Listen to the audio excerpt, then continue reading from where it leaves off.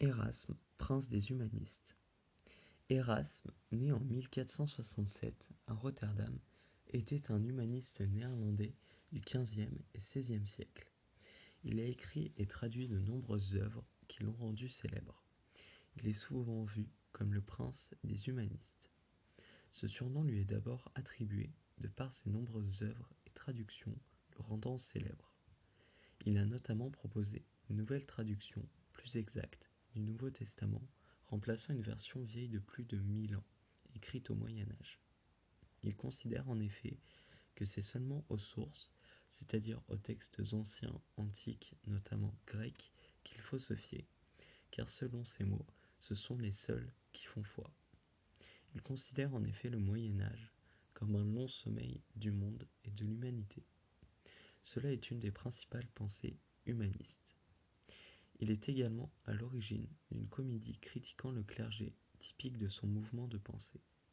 Il critique notamment leur mode de vie qui devient princier, causant l'oubli des valeurs de la religion, et critique aussi leur appât de l'argent. Érasme est également souvent vu comme un grand voyageur.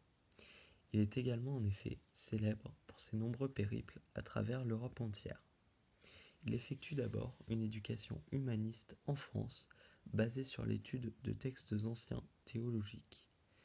Il se fait connaître en effectuant des séjours et en vivant dans beaucoup de villes dans l'Europe entière, notamment en Allemagne, en Italie, en France ou en Angleterre. Cela lui a permis de connaître beaucoup de gens, notamment beaucoup d'humanistes, avec lesquels il gardait correspondance via des lettres.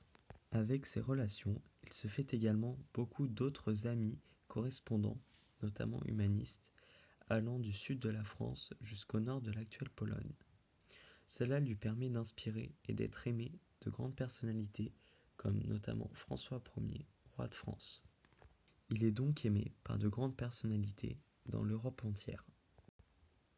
Érasme représente parfaitement le mouvement humaniste, de par sa façon de penser, car il remet en cause le clergé notamment, s'appuie sur des textes antiques, notamment grecs, ce qui est montré dans ses œuvres. Il entretient de nombreuses correspondances contribuant à le rendre célèbre et apprécié. Ce surnom, prince des humanistes, est donc dû à sa façon de penser, de vivre et d'être, représentant parfaitement le modèle humaniste. C'est également dû à sa célébrité et à sa popularité dans toute l'Europe.